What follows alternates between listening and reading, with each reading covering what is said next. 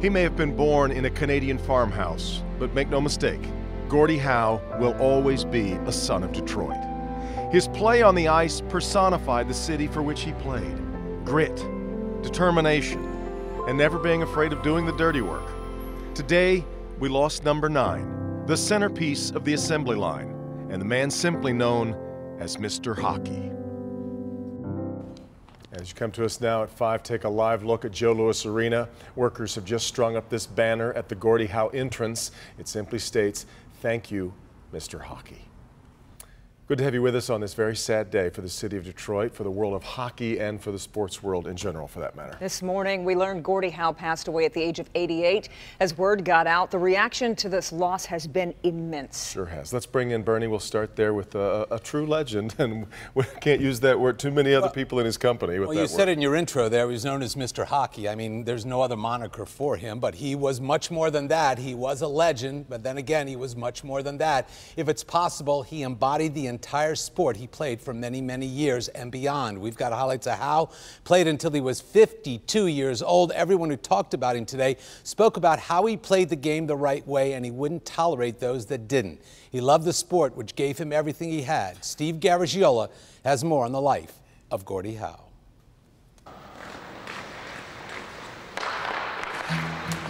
Gordie made his NHL debut with the Red Wings on October 16, 1946. 4-time Stanley Cup champion with the Wings, he won 6 Hart Trophies as the league's most valuable player and 6 Art Ross Trophies as the league's top scorer.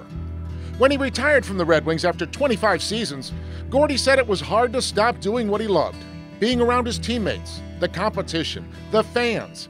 He said he knew it was time to quit, and only one thing nagged at him to keep playing. It's just a little bit of selfishness, I think. One would be the selfishness would be to try for 800 goals, which really doesn't mean that much because 786 is the record.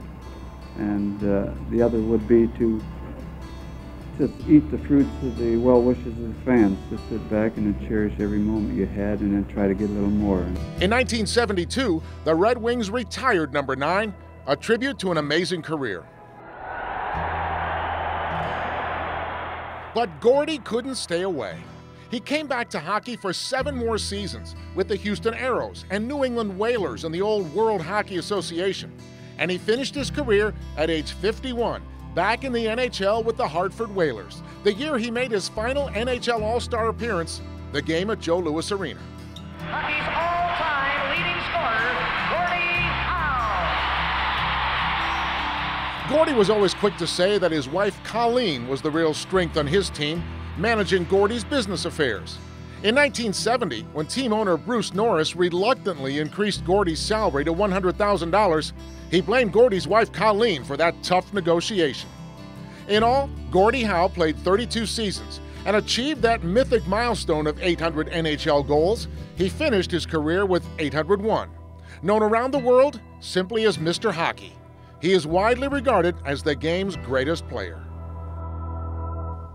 And the game's greatest ambassador, and reaction has been pouring in from all across the sports world tonight. And that's because we're talking about one of the real icons of any sport. Our Jamie Evans standing by live at Joe Louis Arena. Good evening, Jamie. Good evening, Bernie. You may remember former Detroit Red Wings general manager Jack Adams called Howe the Babe Ruth of hockey, which sort of gives you an idea that he was famous here in Detroit. He won 4 Stanley Cups, but his superstar went well beyond that, which is why everyone here in town is mourning and all across the sports world. It's a major loss for not only the Detroit Red Wings, but the whole hockey world. Now that number 9 is gone, the stories about Mr. Hockey are flowing today. From Red Berenson, who played against Howe in the NHL. I was doing a pretty good job of keeping up with Howe, and then all of a sudden I saw stars, and he nailed me with when nobody was looking, and the puck wasn't even near us. But I guess he thought I was getting too close to him, and he nailed me with one of those famous elbows. To Eddie Mio, who faced him during the WHA years. The guys in the dressing room says, "Hey, Eddie, if you want to be known in NHL history and hockey history, let Gordie get a goal or an assist." I said, "No way." And sure enough, he didn't, but now that I think back, I wouldn't mind having my name associated with Gordie Howe. To Wayne Gretzky, who met Howe as a 10-year-old kid and was forever inspired by him. he was the greatest player that ever played, and from our point of view, we're lucky enough in the hockey world that he happened to be the nicest superstar that maybe ever lived, and that made him pretty unique. Howe may have been a tough guy on the ice, but the man off the ice has been described as a gentle giant, a humble superstar. After games, Gordie would sit out in the corridor, and he would sign autographs with kids from I can't tell you how long. As Mike Babcock put it, if you were ever lucky enough to meet Gordie Howe, you'd remember it forever. It was special. He was engaging. He was a giant of a man who made you feel comfortable and made you feel special. Everyone talking about Gordie Howe today, and of course the Ilitch family. Mike Ilitch releasing a statement which reads in part, the Red Wings organization in the National Hockey League would not be what they are today without Gordie Howe. There is no nickname more fitting for him than Mr. Hockey. He embodied on and off the ice what it meant to be both. A Red Wing and a Detroiter, he was tough, skilled, and constantly earned success at the highest level. It is truly a blessing to have had him both in our organization and our city for so many years. He will be deeply missed. Now back here live outside the Joe, we have been here for just a short time and fans are coming to pay their respects, taking a moment of silence. We even saw a woman place some flowers on the steps here at Gordie Howe entrance. And with more fan reaction, I'm going to toss it now to Jason Colthorpe. And boy, Jamie, you really said it well there, a gentle giant off the ice. Fans talking about that, but also using the words the greatest today when I've talked to them. And you know, how coincidental that he passes on the day America buries Muhammad Ali, the other greatest. But for fans here in Detroit, he was the great one who built Hockey Town and also laid the foundation for the future of Detroit Red Wings hockey. How do you describe Gordie Howe? Toughness. He has spirit. He's a fighter. He was a hero. There's no way to explain how you lose a man like him. He was just the greatest. He's the greatest hockey player there was. And he is the reason these fans are picking up their season tickets for the new Wings Arena today, because they were hooked years ago by number 9. Yeah, I do like the Gordie Howe hat trick, you know, a goal, an assist, and a fight. I mean, that's just, you know. It doesn't get better than that, It doesn't get any better than that. Other fans talk about Howe's toughness right to the end, having battled back from poor health in the last few years. When you know it's coming and you can hold it off, that's... You're talking about a guy who played without a helmet, don't forget. Yeah. These guys play without helmets. Look at the teams they have today. They have all kinds of protection.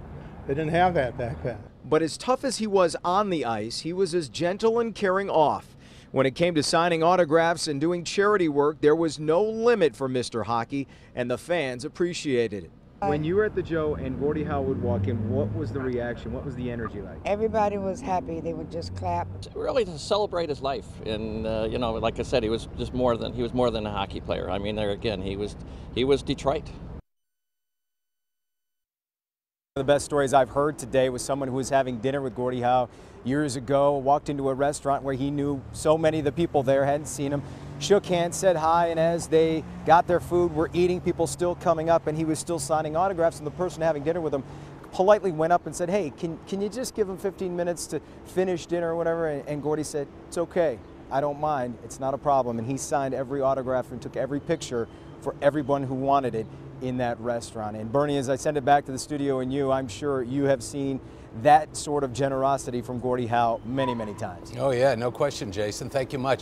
The one thing I remember about Gordie Howe is every time he shook your hand, oh gosh, you knew he shook your. Oh, I mean, really? You, it was even a vice. even Yes. at an advanced age, Yes. the strength and the forearms and those hands and I mean, it was unbelievable. So you would go, wait, thank you, next, you know, the hand would be gone. I want to mention Mickey Redmond's going to join us live at 5:45 to talk about Gordie Howe, and then at 6:20, Al Kaline, who played for the Tigers when Howe played for the Red Wings, and they became fast friends. Yeah. And I called Al this morning, and he said it would be an honor to come talk about him. We'll see you at 6:20 with Al Kaline. What a duo. Yeah. It's funny, the last couple of years of his life were in many ways as extraordinary as all of those years for which he was so justifiably famous. We thought we had lost him 4 or 5 years ago. This stem cell treatment, the experience in Mexico, basically coming back from death almost. He's just extraordinary in so many different ways. Right, and the video they showed after he had the stem cell, he was playing hockey with his grandchildren. Right, that age.